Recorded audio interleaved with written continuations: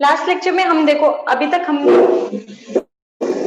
Stoichiometry that is the nature of chemical reaction की मदद से हमने देखा था मोल मोल एनालिसिस कैसे करते हैं। मोल मोल एनालिसिस में हमने देखा था कि अगर सिंगल रिएक्टेंट है तो हम क्या करेंगे, ठीक है, हम सिंपली स्टोइचियोमेट्रिक रेशियो से उसको कैलकुलेशन करेंगे जो भी गिवन इंफॉर्मेशन होगा। दूसरी बात, अगर दो रिएक्टेंट्स हैं रिएक्शन में और इंफॉर्मेशन हमें एक रिएक्टेंट के बारे में गिवन है, तब भी हम क्या करेंगे, मोल मोल एनालिसिस करेंगे with the help of the stoichiometry. Then we saw कि अगर हमारे पास दो या दो से ज्यादा रिएक्टेंट है and we have the information about at least two reactants, तो इस केस में हम क्या करेंगे, हम कौन सा वो अप्लाई करेंगे, हम अप्लाई करेंगे कॉन्सेप्ट किसका, लिमिटिंग रिएजेंट का। ठीक है, लिमिटिंग रिएजेंट का क्या मतलब है कि कौन सा रिएजेंट सबसे पहले खत्म हो रहा है, कौन सा रिएजेंट सबसे लिमिटेड अमाउंट में है। ठीक है, लिमिटेड अमाउंट में होने का क्या मतलब है, जो लिमिटेड अमाउंट में रहेगा वही डिसाइड करेगा कि रिएक्शन कितने देर तक चलेगी, एक्सेस रिएजेंट कितने देर तक बचेगा और कितना बचेगा और प्रोडक्ट कितना फॉर्म होगा। तो ये सारी चीजें कैसे पता चलेंगी, पहले आप लिमिटिंग रिएजेंट डिसाइड करोगे और लिमिटिंग रिएजेंट के बाद आप करोगे क्या, कौन सा प्रोडक्ट कितना बन रहा है और एक्सेस रिएजेंट कितना बच रहा है with the help of the stoichiometry. ठीक है, अब ये था लिमिटिंग रिएजेंट का कॉन्सेप्ट, इसमें हमने बहुत अच्छे अच्छे क्वेश्चंस भी लगाए थे। Now we come on to what, sequential reaction. Sequential reaction मतलब वो रिएक्शन जो दो या दो से ज्यादा स्टेप्स में हो रहे हैं, तो उसके लिए हम अप्लाई करते हैं कौन सा, सीक्वेंशियल रिएक्शन का कॉन्सेप्ट। मतलब अगर ए बन रहा है, ए रिएक्ट कर रहा है और दे रहा है बी और सी, ठीक है, देन अगेन सी रिएक्ट करके दे रहा है डी और ई एंड ई रिएक्ट करके दे रहा है आपका एफ। ठीक है, तो अब हमें क्या देखना है कि कौन सा, अगर हमें इंफॉर्मेशन गिवन है उसके हिसाब से हम देखेंगे, स्टोइचियोमेट्री से मोल मोल एनालिसिस करेंगे कि बी कितना बन रहा है, बी से सी कितना बन रहा है और सी के बाद फिर ई कितना बन रहा है, देन ई से एफ कितना बन रहा है। So that was all about sequential reaction. अब हम आते हैं एक बहुत ही इंपॉर्टेंट कॉन्सेप्ट इस चैप्टर के बारे में, जो देखो जब हम स्टोइच कर रहे थे तब हमारा जो मेन मंत्र था वो क्या था कि हम जो भी केमिकल रिएक्शन होगा उसको हम क्या करेंगे, we want a balanced chemical equation. ठीक है, तो चाहे जो भी हो आपका क्वेश्चन, आप सबसे पहले क्या करोगे, एक बैलेंस केमिकल रिएक्शन लिखोगे। ठीक है, तो हमें कैसा भी इक्वेशन गिवन है, first we have to balance the equation and then only we can proceed for the question. लेकिन अब हम एक मेथड हम जानेंगे जिससे हम क्या करेंगे, हमें बैलेंसिंग की जरूरत नहीं पड़ेगी। ठीक है, आपको कोई भी रिएक्शन गिवन हो, you don't need to balance that equation. वो मेथड कौन सा है, प्रिंसिपल ऑफ एटॉमिक कंजर्वेशन। तो हम हेडिंग डालेंगे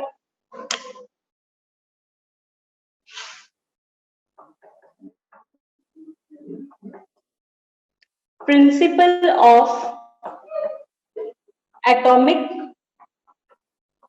कंजर्वेशन, और इसी को हम क्या बोलते हैं, पीओएसी। ठीक है, प्रिंसिपल ऑफ एटॉमिक कंजर्वेशन या फिर पीओएसी। ठीक है, अब हम इसमें क्या करते हैं, as the name is suggesting, हम इसमें क्या करें, कोई भी रिएक्शन हो रहा है, कोई भी रिएक्शन हो रहा है तो उसमें क्या चीज कंजर्व रहती है, मास कंजर्व रहती है। ठीक है, मास कंजर्व रहे या फिर मैं क्या बोलूं कि जो एटम्स रहते हैं या नंबर ऑफ एटम्स रहते हैं वो हमेशा क्या रहेंगे, कंजर्व रहेंगे। तो उसी के बेसिस पे आपका आता है प्रिंसिपल ऑफ एटॉमिक कंजर्वेशन। ठीक है, सबसे पहले हम इसके बारे में लिखते हैं और हम इसको अप्लाई कब कब कर सकते हैं ये लिखेंगे। तो प्रिंसिपल ऑफ एटॉमिक कंजर्वेशन लिखो, POAC is based on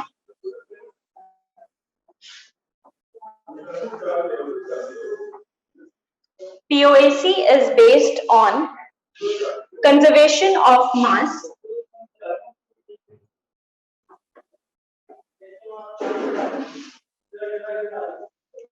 POAC is based on conservation of mass, या फिर हम कह सकते हैं और conservation of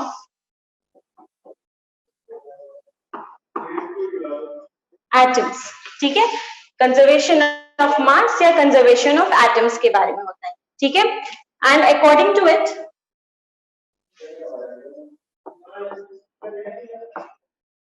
atoms can neither be created, किसी भी रिएक्शन में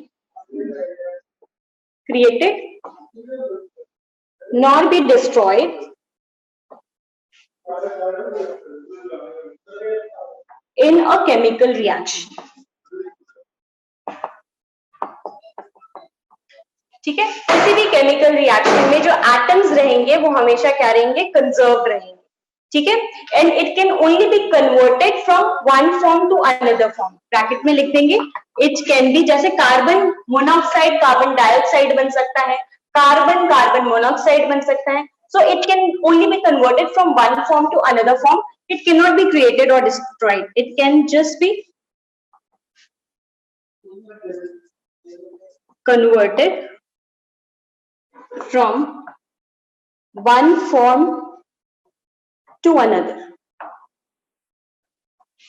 ठीक है, तो ये तो इसका मतलब हुआ कि प्रिंसिपल ऑफ एटॉमिक कंजर्वेशन क्या होता है. ठीक है, अब हम देखते हैं कि इसका यूज कहाँ होगा. तो सबसे पहले हम इसका यूज तब करेंगे जब आपको किसी भी क्वेश्चन में कोई केमिकल इक्वेशन गिवन हो जिसको आप बैलेंस नहीं कर पा रहे हो या उसकी बैलेंसिंग बहुत डिफिकल्ट है. पहली बात. ठीक है, दूसरी बात, हम इसको कब अप्लाई करेंगे, हम इसको तब अप्लाई करेंगे जब आपके पास सीक्वेंशियल रिएक्शन हो और आपको पता नहीं हो, सीरीज ऑफ रिएक्शन हो और आपको बीच के रिएक्शंस के बारे में ना पता हो. ठीक है, ठीक है, इसका क्या मतलब है कि आपको मैं बोल दूं कि एक कंपाउंड है, ठीक है, जिसमें कार्बन से हम क्या बना रहे हैं, एक पॉलीमर बना रहे हैं और पॉलीमर का नाम है आपका टेफ्लॉन. ठीक है, तो आपको अब क्या पता है, इसको सीरीज ऑफ रिएक्शन आपको नहीं पता है कि कौन कौन से सीरीज ऑफ रिएक्शन के थ्रू कार्बन चेंज होके टेफ्लॉन बनाए. तो ऐसे क्वेश्चन में क्या करोगे, आप पीओएसी अप्लाई करोगे. तीसरी बात, हम कब अप्लाई करेंगे, जब भी कभी भी रिएक्टेंट्स का कंप्लीट कन्वर्जन हो रहा होगा. ठीक है, when there will be complete. हाँ, पीओएसी कहाँ कहाँ अप्लाई करना है, तो कहाँ अप्लाई करोगे, जहां पे केमिकल रिएक्शन आपको डिफिकल्ट लग रहा है या इम्पॉसिबल लग रहा है बैलेंस करने के लिए. दूसरी बात, जहां पे आप केमिकल रिएक्शंस आपसे खुद से ही बैलेंस नहीं हो रहा है, आप वही क्वेश्चन आप मोल कंसेप्ट जैसे कि मैंने बोला कि स्टोइचियोमेट्री से भी कर सकते हो, लेकिन अगर आपको बैलेंसिंग में दिक्कत आ रही है तो फिर पीओएसी अप्लाई करोगे. तीसरी बात, जब कंप्लीट कन्वर्जन होगा रिएक्टेंट्स का किसमें, आपके प्रोडक्ट में. ठीक है, जब एलएचएस में जो भी एटम की मैं बात कर रही हूँ, ठीक है, जैसे कार्बन की बात कर रही हूँ, तो एलएचएस में पूरा का पूरा कार्बन कन्वर्ट होकर किसमें आ जा रहा है, आरएचएस में आ जा रहा है. So when there will be complete conversion of the particular atom into the product side, तब हम क्या कर सकते हैं, पीओएसी अप्लाई कर सकते हैं. ठीक है, और पीओएसी जब हम अप्लाई करेंगे तो हम कैसे अप्लाई करेंगे. ठीक है, ये जो तीसरी बात मैंने बोली कंप्लीट कन्वर्जन वाली, ये डायरेक्टली या फिर इनडायरेक्टली आपको क्वेश्चन में गिवन होगा. या तो आपके क्वेश्चन में कंप्लीट कन्वर्जन लिखा होगा कि this atom is completely converted into this, या फिर इनडायरेक्टली आपको कुछ इसके बारे में हिंट दिया रहेगा कि आपको यहाँ पे पीओएसी अप्लाई करना होगा, ये आपको डिसाइड करना है. ठीक है, तो आपको फॉर्मूले तो याद होने ही चाहिए. जितने भी अभी तक आपको मैंने फॉर्मूले लिखवाए, जितने भी हमने क्लासेस में फॉर्मूले पढ़े हैं, वो तो आपको याद होना ही चाहिए. आपको क्वेश्चन का जो पैटर्न कैसे कैसे चेंज हो रहा है, जैसे एलआर के लिए कैसे चेंज हो रहा है, स्टोइचियोमेट्री के लिए कैसे चेंज हो रहा है, सिंपल मोल कैलकुलेशन के लिए कैसे चेंज हो रहा है, तो वो चीजें भी आपको पता होनी चाहिए. ठीक है, जब आप मोल कंसेप्ट के क्वेश्चन लगाओगे. तो सिमिलरली पीओएसी में भी एक क्वेश्चन का एक पैटर्न होगा, जिसे देख के आपको ये पता लगाना है, ये डिसाइड करना है कि yes you have to apply POAC और नॉट. ठीक है, आगे बात समझ में. इसमें सेकेंड पॉइंट लिखो स्टार लगा के. ठीक है, concept of POAC. Concept of POAC is applicable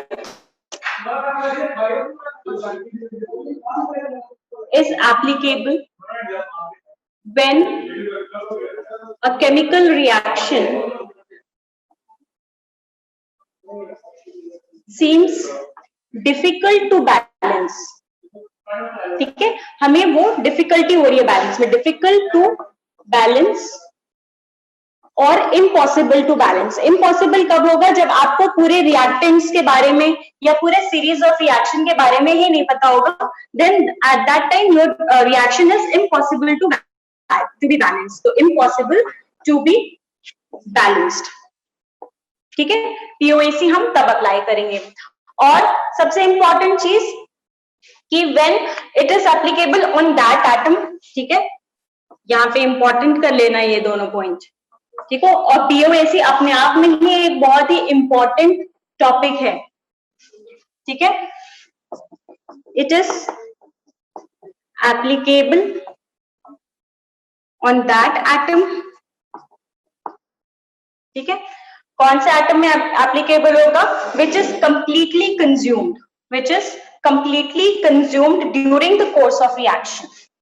पूरे रिएक्शन में वो कंप्लीटली कंज्यूम हो गया है during the course of reaction. And इसके बारे में जो इंफॉर्मेशन होगा, and information about this, and information about this will be directly और इनडायरेक्टली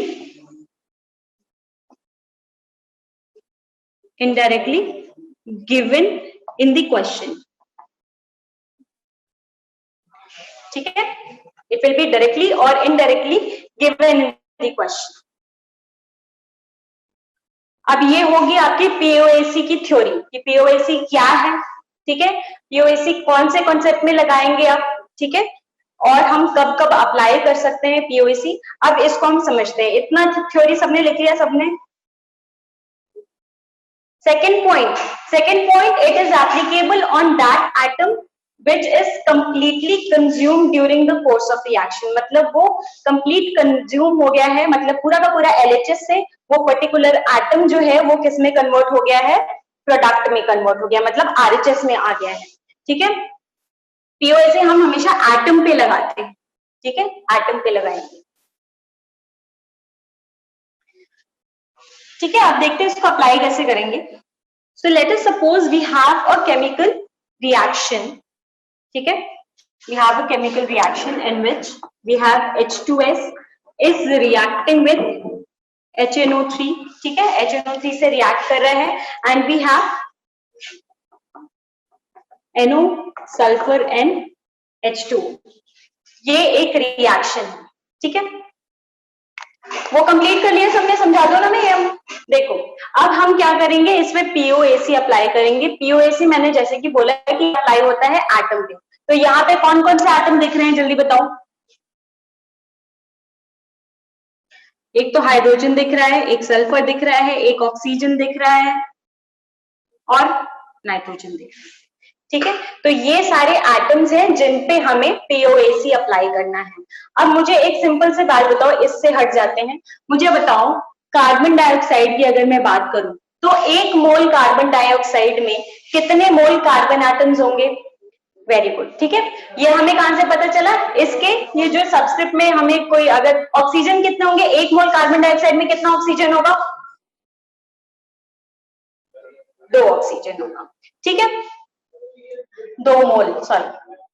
सो लेट अस अप्लाई पीओएसी। हम सबसे पहले पीओएसी अप्लाई करना सीखेंगे, तो ये हर एटम पे अलग अलग अप्लाई हो सकता है। तो हम पहले लगाएंगे पीओएसी ऑन हाइड्रोजन। तो हाइड्रोजन पे हम पीओएसी लगाना सीखते हैं, ठीक है। हाइड्रोजन पे पीओएसी लगाने का क्या मतलब है कि हाइड्रोजन तो दोनों साइड क्या होगा, नंबर ऑफ एटम्स जो होंगे हाइड्रोजन के वो क्या होगा? कंजर्व रहेगा, ठीक है। कंजर्व रहने का क्या मतलब है कि ये सिर्फ अपना एक फॉर्म से दूसरे फॉर्म में अपना फॉर्म चेंज कर रहा है। It is not being created और डिस्ट्रॉयड इन द रिएक्शन। तो अब मुझे बताओ नंबर ऑफ मोल्स ऑफ, अगर मैं हाइड्रोजन की बात करूं तो एक तो यहाँ पे दिख रहा है, एक यहाँ पे दिख रहा है प्रोडक्ट साइड में, और यहाँ पे किस में दिख रहा है? प्रोडक्ट साइड में H2O दिख रहा है। तो अब हम लगाएंगे पीओएसी ऑन हाइड्रोजन। मुझे बताओ कि number of moles of H2S, एक मोल H2S में कितने मोल हाइड्रोजन के हैं?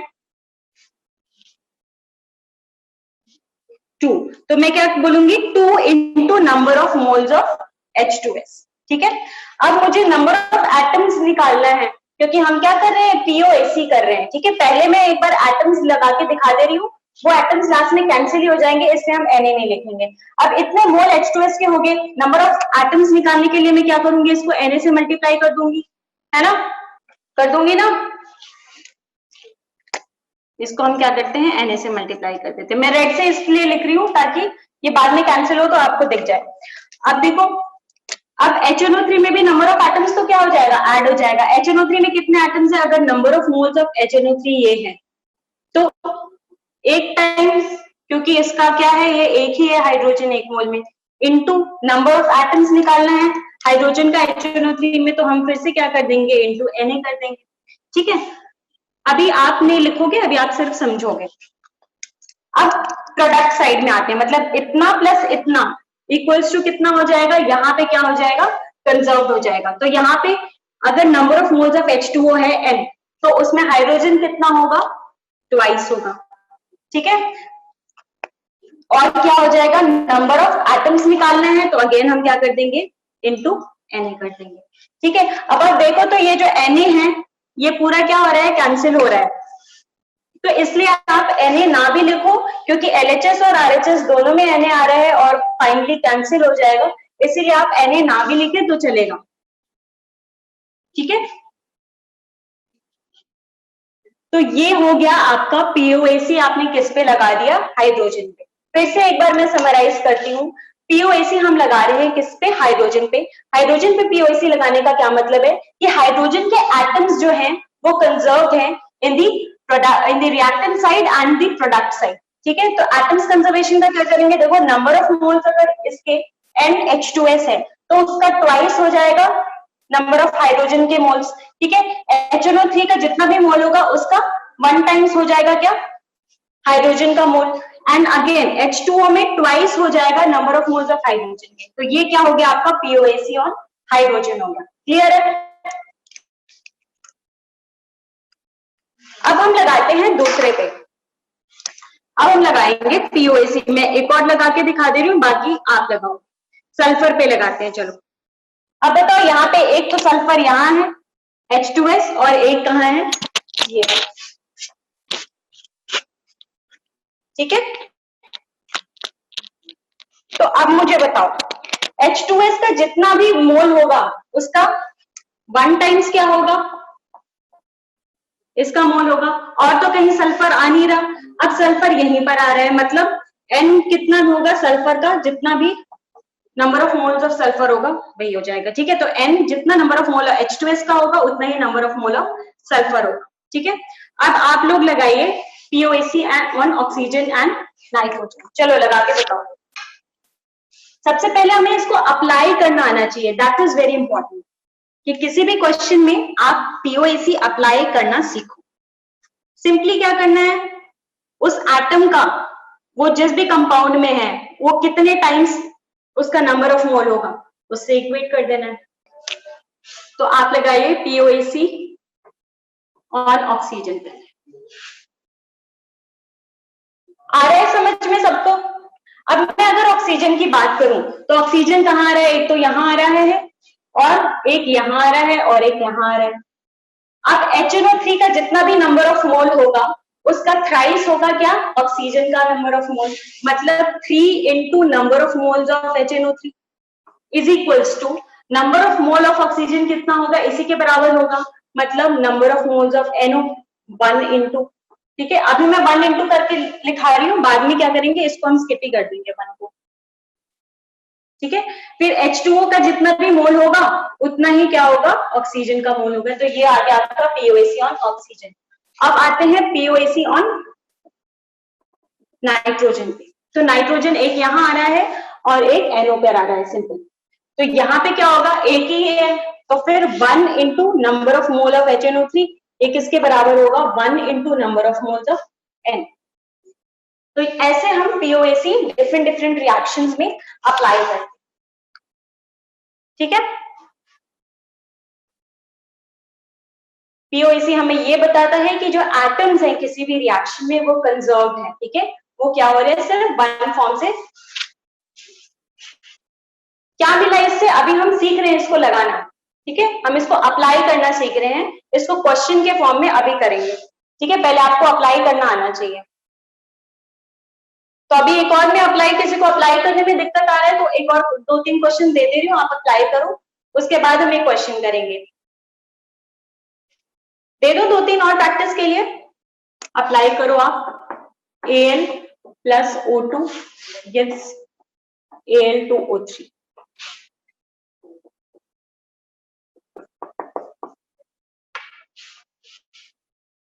C2 C3H8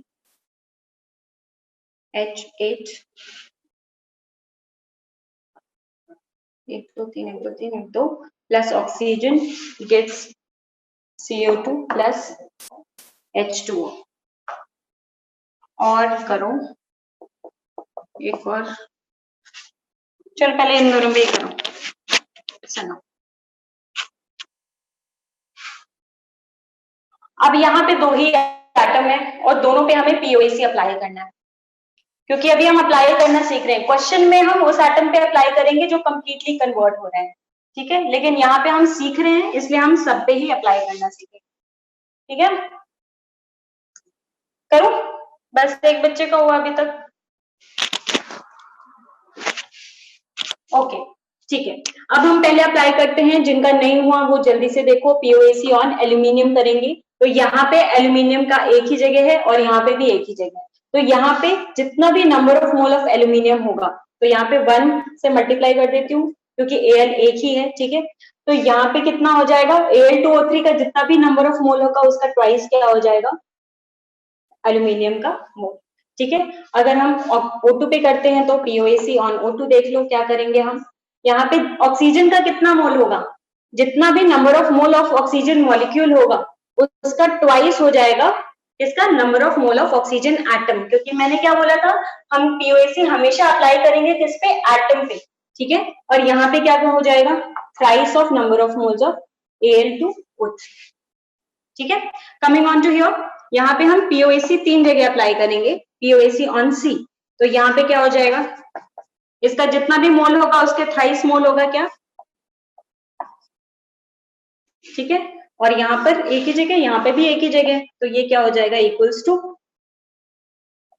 1 into number of moles of carbon dioxide. Hydrogen पे करते हैं, हाइड्रोजन पे क्या हो जाएगा, 8 into number of moles of C3H8 is equals to twice into number of moles of H2।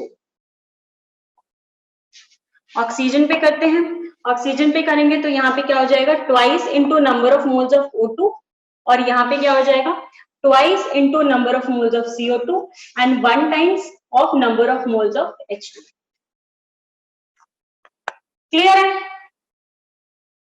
POAC apply करना आ गया सबको, कि हम एटम्स पे कैसे कैसे पीओएसी अप्लाई करेंगे एलएचएस और आरएचएस में इक्वेट करके, ठीक है। अब यहाँ पे हमें क्या करना है, बैलेंस करने की कोई जरूरत नहीं। जब भी पीओएसी से आपने डिसाइड किया कि आपको क्वेश्चन करना है बैलेंस पीओएसी से, so you don't need to balance the chemical reaction, ठीक है। यहाँ पे भी बैलेंसिंग इजी थी, लेकिन हमें अप्लाई करना सीखना था, इसलिए हमने बैलेंस नहीं किया, ठीक है। तो एक क्वेश्चन लिखते हैं, 1 gram of calcium is bond with excess oxygen, ठीक है। 1 gram of calcium is bond with excess oxygen, calculate weight of calcium oxide, ठीक है। अब ये आपका क्वेश्चन गिवन है, इस क्वेश्चन को हमें with help of POAC apply करना है। इस क्वेश्चन को आप स्टोइचियोमेट्री से भी कर सकते हो, वो तो आप कर ही लोगे, ठीक है। अब हम देखते हैं पीओएसी से कैसे अप्लाई करेंगे।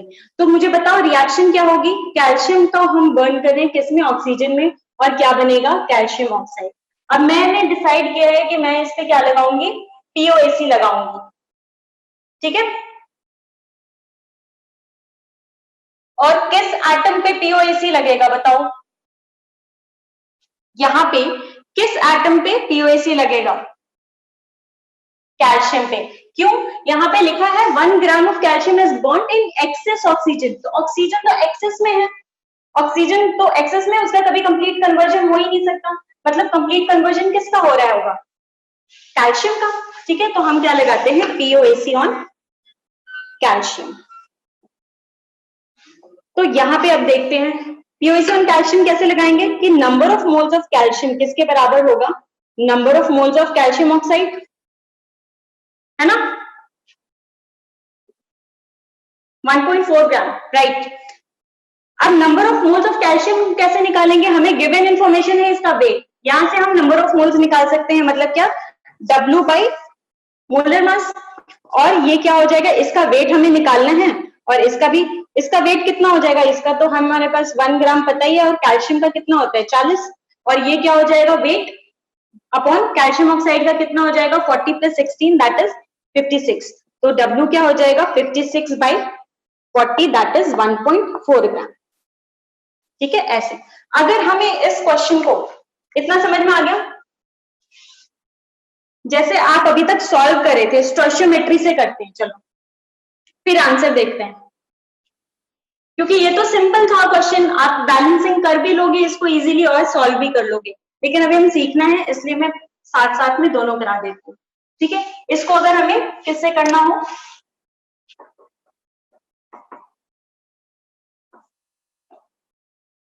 तो ये हो जाएगा 2 और ये भी हो जाएगा 2। ठीक है, तो ये है आपका बैलेंस केमिकल इक्वेशन।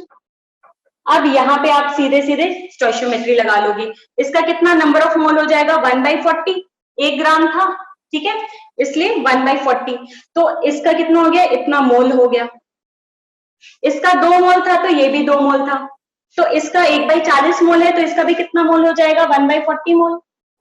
अब मोल को हमें किस में कन्वर्ट करना है, मॉलिक्यूलर वेट, वेट में कन्वर्ट करना है, तो इसको हम क्या करेंगे, इसके मॉलिक्यूलर वेट से मल्टीप्लाई कर देंगे।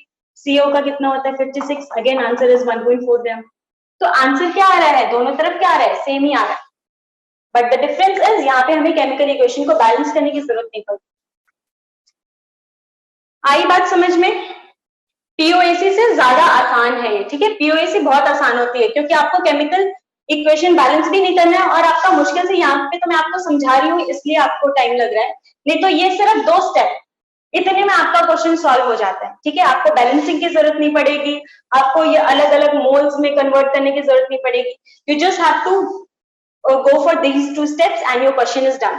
ठीक है, अब देखते हैं कैसे हम क्वेश्चन की डिफिकल्टी बढ़ाते हैं, उसके बाद देखते हैं।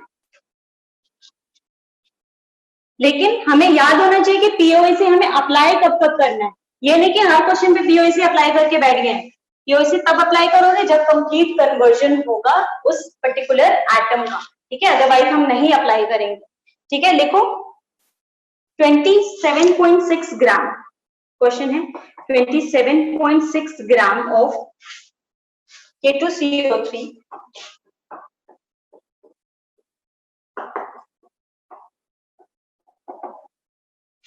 27.6 gram of K2CO3 is treated with series of reagents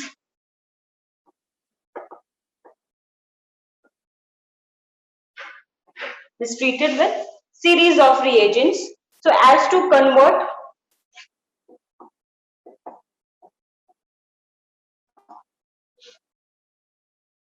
all of its carbon into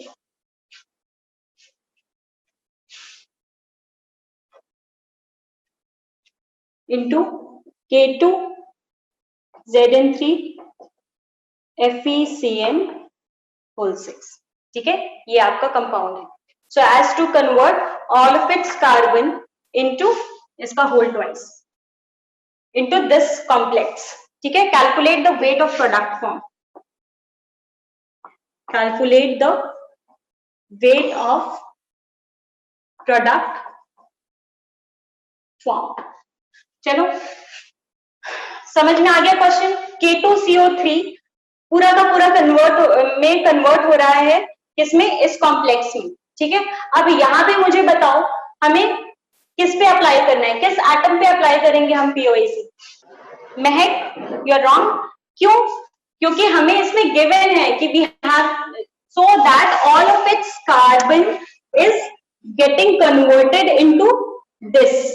ठीक है, तो यहाँ पे हम क्या करेंगे, जो इंफॉर्मेशन यहाँ पे डायरेक्टली आपको गिवन है, ठीक है, यहाँ पे आपको डायरेक्टली पता है कि कौन डायरेक्ट कन्वर्जन हो रहा है, कौन कंप्लीट कन्वर्जन हो रहा है। यहाँ पे क्या था, इनडायरेक्ट पता था हमें, लेकिन यहाँ पे हमने क्वेश्चन के मदद से पता लगाया कि यहाँ पे एक्सेस ऑक्सीजन लिखा है और क्या हो रहा है, कंबस्शन हो रहा है, तो जरूरी क्या हो रहा होगा, कैल्शियम कन्वर्ट हो रहा है पूरे के पूरे कैल्शियम ऑक्साइड में।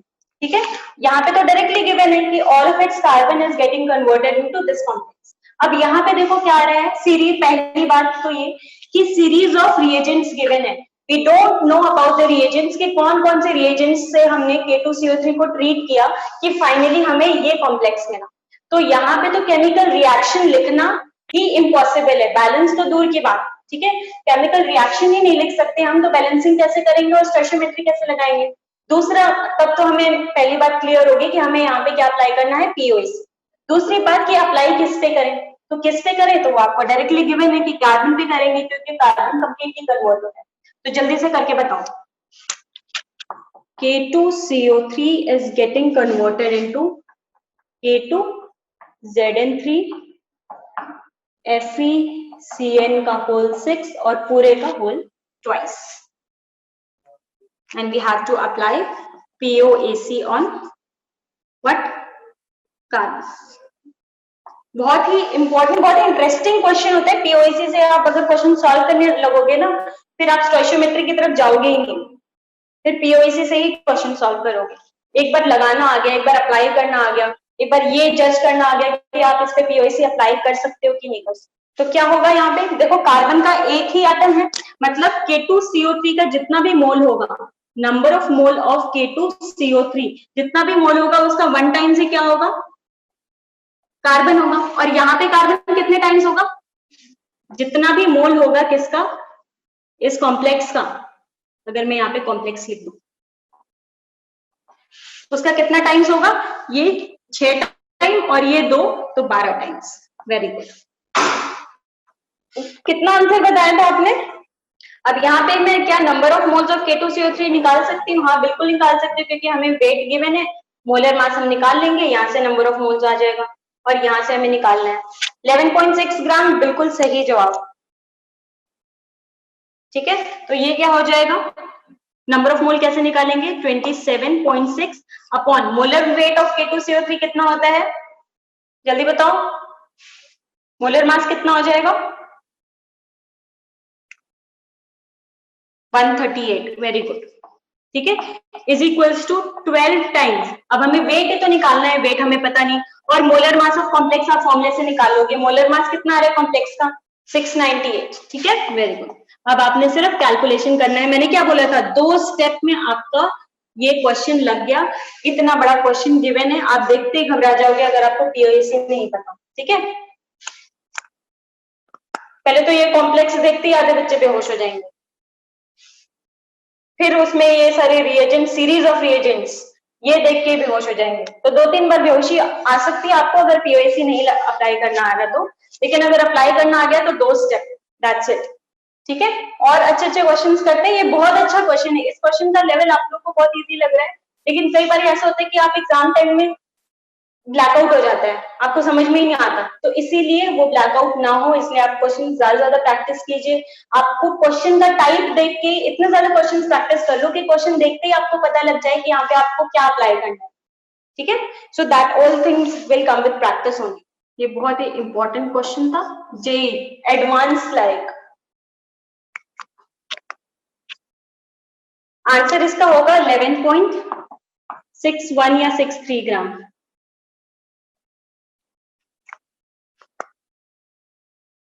बुकलेट आपको मिल गया, जिसको बुकलेट मिल गया वो साथ साथ में करो, कोई दिक्कत नहीं है, लेकिन अगर नहीं मिला है तो फिर कोई बात नहीं, डीपीपीज लगा रहे हैं हम। बुकलेट में आपको, अगर आप करनाल में ही हो तो फिर बुकलेट आके कलेक्ट कर लो ऑफिस से, अगर करनाल में नहीं हो तो फिर पीडीएफ में आपको कुछ दिनों में दूंगी, अभी नहीं दूंगी।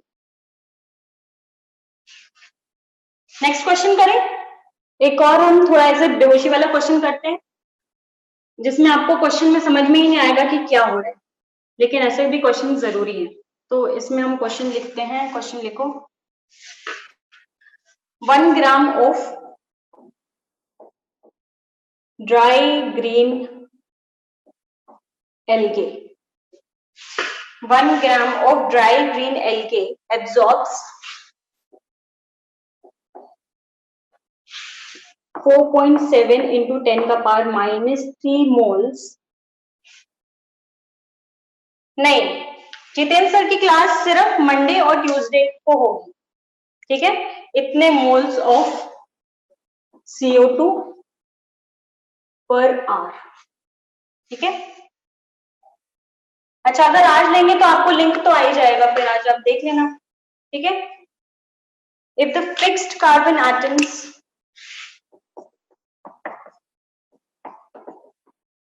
if the fixed carbon atoms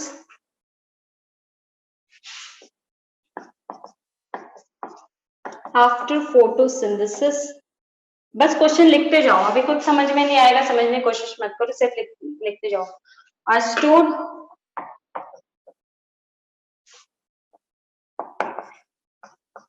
in the form of starch, ठीक है, are stored in the form of starch, और starch का फॉर्मूला है आपका C6, स्टार्च का फॉर्मूला हो जाएगा C6H10O5 का होल N, ठीक है।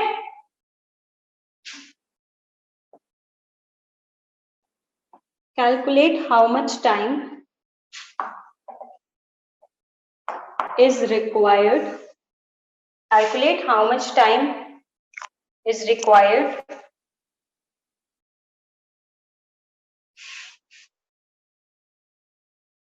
for algae to double its weight.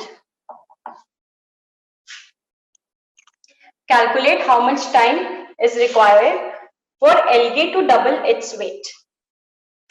अब ये आपका केमिकल, ये आपका क्वेश्चन है। देखो क्वेश्चन में क्या बोल रहा है कि 1 ग्राम का ड्राई ग्रीन एल्गे है, एक तरह का एल्गे है, ड्राई ग्रीन एल्गे, जो कि क्या कर रहा है, कार्बन डाइऑक्साइड एब्जॉर्ब कर रहा है, ठीक है। फोटोसिंथेसिस से जो भी कार्बन डाइऑक्साइड प्रोड्यूस हो रहा है, ये 1 ग्राम ड्राई ग्रीन एल्गे क्या कर रहा है, उसको एब्जॉर्ब कर रहा है, और उसको क्या कर रहा है, एब्जॉर्ब करके स्टार्च बना रहा है, ठीक है। अब एब्जॉर्ब कर रहा होगा, मान लो ये ड्राई ग्रीन एल्गे है, ठीक है। अब ये क्या कर रहा है, कंटिन्यूअसली फोटोसिंथेसिस से कार्बन डाइऑक्साइड एब्जॉर्ब कर रहा है। अब एब्जॉर्ब करने से इसका वेट बढ़ रहा होगा, क्योंकि ये ऊपर क्या बना रहा है, स्टार्च बना रहा है। तो ये बोल रहा है कि कितना ये एब्जॉर्ब करेगा, इतना एब्जॉर्ब कर रहा है पर आवर में, ठीक है। तो कितने घंटे लगेंगे ताकि इसका जो वेट है वो क्या हो जाए, डबल हो जाए, ये ड्राई ग्रीन एल्गे का वेट क्या हो जाए, 1 ग्राम से क्या हो जाए, 2 ग्राम हो जाए। आगे बात समझ में, ये क्वेश्चन पूछ रहा है, ठीक है। अब यहाँ पे हमें क्या पता कि ड्राई ग्रीन एल्गे कौन सा रिएक्शन कर रहा है जिसकी वजह से वो स्टार्च बना दे रहा है, हमें ये तो पता नहीं है, ठीक है। तो क्या मतलब है कि अगर ये एक ड्राई ग्रीन एल्गे है, ठीक है, ये कार्बन डाइऑक्साइड एब्जॉर्ब कर रहा है, ठीक है, 1 ग्राम से ये कितना बना ले रहा है, 2 ग्राम बना ले रहा है। अब ये पहले 1 ग्राम था, तो ड्राई ग्रीन एल्गे तो उतना ही होगा, लेकिन उसका वेट जो इंक्रीज हुआ है वो किसकी वजह से हुआ है, डबल हो रहा है। वेट इंक्रीज किसकी वजह से हुआ है, जल्दी बताओ, स्टार्च की वजह से। CO2 तो वो एब्जॉर्ब कर रहा है ना, एब्जॉर्ब करके ये कुछ बना रहा है, क्या बना रहा है, स्टार्च बना रहा है, ठीक है। तो ये क्या हो रहा होगा, स्टार्च बना रहा होगा, मतलब ड्राई ग्रीन एल्गे तो 1 ग्राम ही रहा, लेकिन उसके ऊपर 1 ग्राम स्टार्च क्या हो गया है, जमा हो गया है, ठीक है।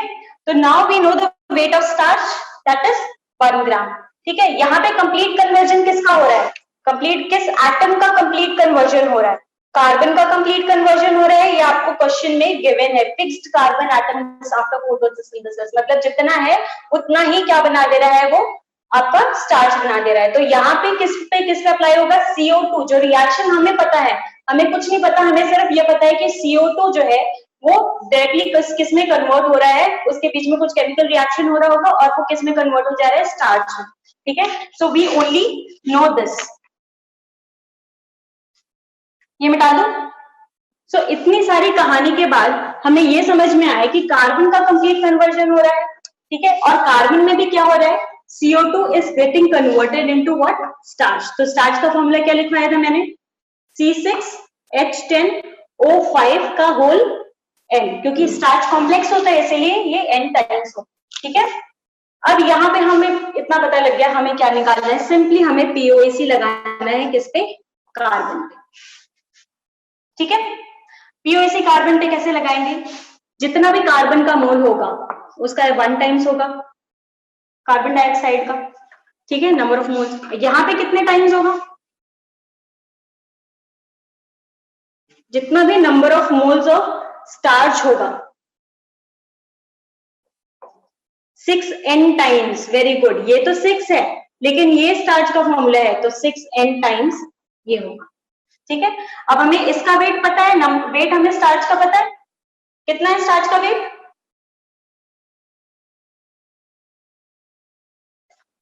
बताओ। डबल हो गया ना, तो 1 ग्राम से 2 ग्राम हो गया, मतलब 1 ग्राम। अगर मैं इसको ट्रिपल बोलती तो क्या हो जाता स्टार्च का वेट, अगर थ्राइस बोलती वेट तो स्टार्च का वेट कितना होता, नहीं, अगर मैं ये थ्राइस बोलती तो ये 3 था, तो ये 1 तो रहा ही, तो ये क्या हो जाता 2 ग्राम। अगर मैं 4 टाइम्स बोलती तो ये 4 ग्राम हो जाता, जिसमें से 1 ग्राम तो ये होता, तो ये कितना हो जाता 3 ग्राम, ठीक है। तो कुछ भी बना सकता है आपके क्वेश्चन में, लेकिन यहाँ पे आपको ट्वाइस ही बोला है, मतलब 1 ग्राम ये हो गया और 1 ग्राम आपका स्टार्च हो गया, ठीक है। और हमें क्या निकालना है, सबसे पहले वेट निकालते हैं कि वेट ऑफ कार्बन डाइऑक्साइड, और इसका हमें मॉलिक्यूलर मास पता है कितना 44, और यहाँ क्या हो जाएगा 6 इंटू 1 बाई कितना हो जाएगा मॉलिक्यूलर वेट स्टार्च का। हमें ये मोल्स के टर्म्स में दिया था, तो ये रहने दो, इसको नंबर ऑफ मोल्स के टर्म्स में निकालते हैं, क्योंकि हमें मोल्स पर आर दिया हुआ है ना। अगर हमें वेट ऑफ कार्बन डाइऑक्साइड पर आर दिया होता है तब वेट निकालते, अभी हमारा मोल से ही हो जाएगा। कितना हो जाएगा मोलर मास 162n, ठीक है, 162n, n से n कैंसिल हो गया, नंबर ऑफ मोल्स हमें पता चल गया कितना हो गया, ये कितने में जाएगा, 2 में जाएगा, 2 फिर 42, ठीक है, 1/27, ठीक है। हमारे पास आ गया इतना मोल, और हमें गिवन क्या है, देखो हमें गिवन क्या था कि 4 पॉइंट कितना था 4.7, 4.7 इंटू 10 का पावर -3 मोल कितने में ले रहा है, कितना टाइम ले रहा है 1 आवर ले रहा है ना। तो इतना मोल 1/27 मोल कितना टाइम्स लेगा, सिंपली हम क्या करेंगे 4.7 इंटू 10 का पावर -3 इंटू 1/27, ये आ गया आपका इतने आवर्स लेगा, ठीक है। इसको आप सॉल्व कर लेना। तो ये बहुत ही अच्छे लेवल का क्वेश्चन था, ये एडवांस का क्वेश्चन था, और जो मेडिकल वाले हैं उनकी भी थोड़ी बुद्धि खुलेगी, ठीक है, ताकि आप ये क्वेश्चन अप्लाई कर सको, ठीक है। जरूर नहीं है कि आपको नीट के लेवल का ही पढ़ना है, ठीक है। आपको देखो सिंपल सी बात है, हमें क्वेश्चन में गिवन था कि एक ड्राई ग्रीन एल्गे है, ठीक है। अब मैं फिर से एक बार क्वेश्चन समराइज कर देती हूँ। ड्राई ग्रीन एल्गे है, वो क्या कर रहा है कार्बन डाइऑक्साइड को अब्सॉर्ब करके पूरा का पूरा कार्बन डाइऑक्साइड कन्वर्ट कर दे रहा है किसमें, स्टार्च बना रहा है, और उसके खुद का वेट वो अकोमोडेट होने की वजह से क्या हो रहा है डबल हो जा रहा है, ठीक है। और वो कितना कार्बन डाइऑक्साइड एब्सॉर्ब कर रहा है, वो 4.7 इंटू 10 का पावर -3 मोल एब्सॉर्ब कर रहा है 1 घंटे में। तो अब डबल होने के लिए उसको कितना टाइम लगेगा, ये क्वेश्चन में पूछ रहा है, ठीक है। अब देखो अगर 1 ग्राम से 2 ग्राम हो रहा है, मतलब ये क्या कन्वर्ट हो रहा होगा, 1 ग्राम से ड्राई ग्रीन एल्गे 1 ग्राम रहा, और स्टार्च कितना बन रहा होगा 1 ग्राम, ठीक है। अब हमें पता चल गया कि इसका वेट कितना है। नाउ हमें ये कैसे पता चला कि पीओएसी हमें किससे अप्लाई करना है, क्योंकि क्वेश्चन में गिवन था कि फिक्स्ड नंबर ऑफ कार्बन, ठीक है। वही फोटोसिंथेसिस में क्या हो रहा है कन्वर्ट हो रहा है, कार्बन डाइऑक्साइड बन रहा है, and then it is getting converted into starch. तो हमें इतना पता था, हमने पीओएसी अप्लाई कर दिया, ठीक है। यहां से हमारा number of moles of carbon dioxide आ गया। अब 1 घंटे में इतना कर रहा था, तो इतना मोल कितने में करेगा, हमने सिंपली मल्टीप्लाई कर दिया, ठीक है। क्लियर है सबको। चलो एक और अच्छा क्वेश्चन करते हैं। जब भी क्वेश्चन में आपको ऐसा लगेगा ना कि ये पता नहीं कैसा क्वेश्चन है अजीब सा, तो वो प्रैक्टिस आपको समझ में आएगा कि हाँ ये क्वेश्चन पे क्या लगना है, पीओएसी ही लगना है, कि ऐसे क्वेश्चन पे और कुछ लग ही नहीं सकता।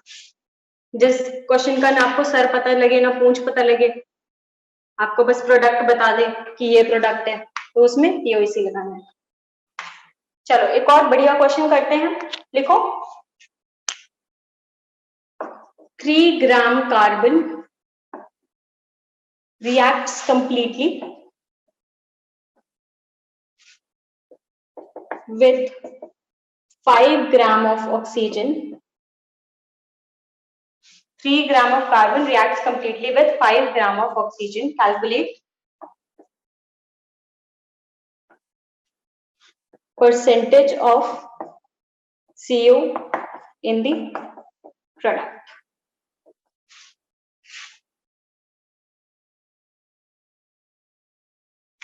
चलो,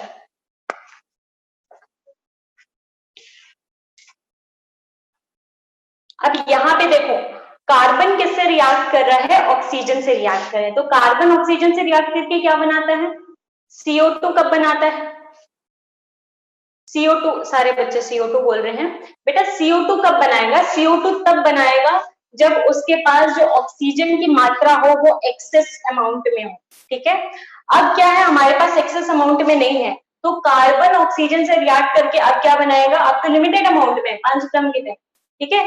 तो अभी क्या बनाएगा, वो दोनों चीजें बनाएगा, जब उसके पास जितना तो उसकी औकात है उतना तो वो कार्बन डाइऑक्साइड बनाएगा, बाकी बचे हुए का क्या बना लेगा, कार्बन मोनोऑक्साइड बना लेगा, ठीक है। आई बात समझ में, यहाँ पे दोनों चीज बनेंगे तभी तो परसेंटेज ऑफ कार्बन मोनोऑक्साइड पूछ रहा है, ठीक है। क्वेश्चन में ही आपको पता है कि ये डायरेक्टली कार्बन डाइऑक्साइड तो नहीं बना रहा, और अगर बना रहा होता तो हमें परसेंटेज ऑफ कार्बन मोनोऑक्साइड क्यों पूछता क्वेश्चन में, ठीक है।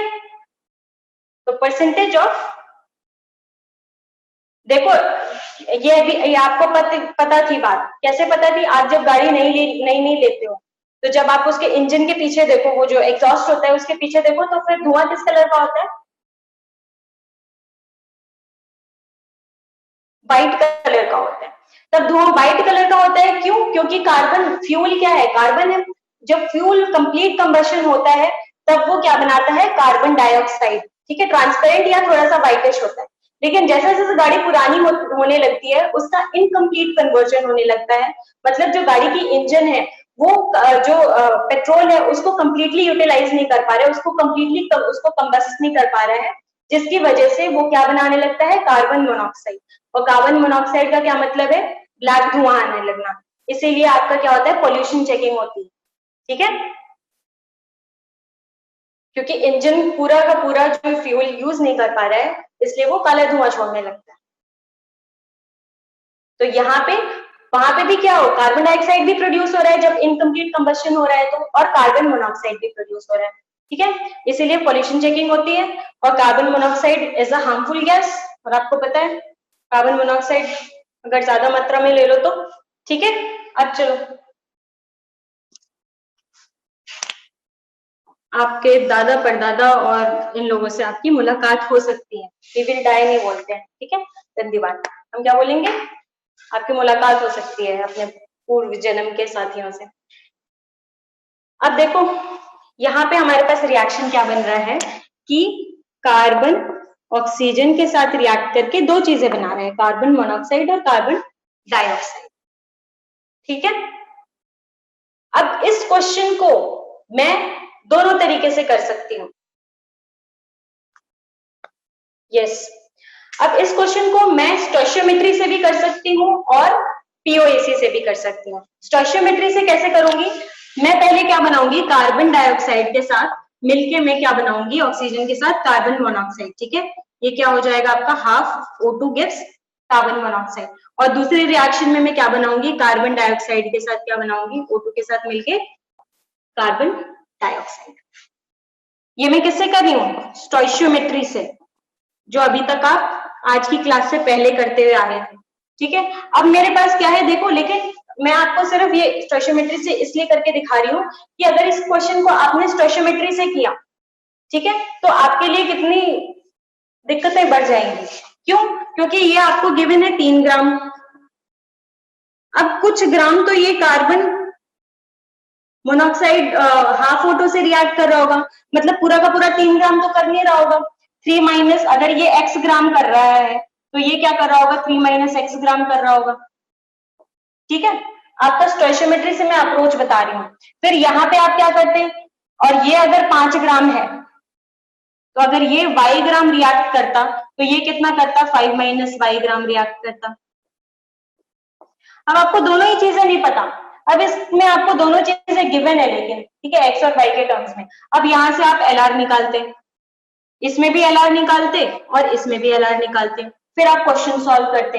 फिर आप देखते ये कितना बन रहा है, फिर देखते ये कितना बन रहा है, फिर आप इसको क्या करते परसेंटेज निकालते। तो ऐसे करते, पहले आप x और y की वैल्यू निकालते, फिर वहां से LR निकालते, दोनों में अलग अलग LR होता, और फिर आप प्रोडक्ट बनाते। ये आपका होता स्टोइचियोमेट्री से अप्रोच। आगे बात समझ में, जो कि बहुत ही कॉम्प्लेक्स प्रोसेस होता। अब हम इसको दो लाइन में करते हैं, किससे? पीओएसी से। पीओएसी को ब्रह्मास्त्र बोलते हैं, ठीक है। आप एक बार ब्रह्मास्त्र चलाओ, आपका सारा क्वेश्चन दो लाइन में सॉल्व हो जाता है। चलाए? तो यहाँ पे पीओएसी देखो, हमें दोनों ही चीजें गिवन है और दोनों ही चीजों का कंप्लीट कन्वर्जन हो रहा है। क्यों? क्योंकि ये भी लिमिटेड अमाउंट में है, ये भी लिमिटेड अमाउंट में, कोई भी एक्सेस अमाउंट में नहीं है। तो यहाँ पे पीओएसी कार्बन पे भी लगेगा और पीओएसी ऑक्सीजन पे भी लगेगा, लगेगा ना। तो यहाँ पे हम लगा, मान लेते हैं इसका ए मोल था और इसका बी मोल था। लेट इसका ए मोल बना और इसका बी मोल बना। अब हम पहले लगाते हैं पीओएसी ऑन कार्बन। तो लगा लेते हैं कार्बन पे भी। क्या होगा? 1 into number of mole of carbon, ये किसके बराबर होगा? 1 into number of mole of carbon monoxide और 1 into number of mole of carbon dioxide. ये हमें क्या पता है? 1 इंटू, ये क्या करेंगे हम?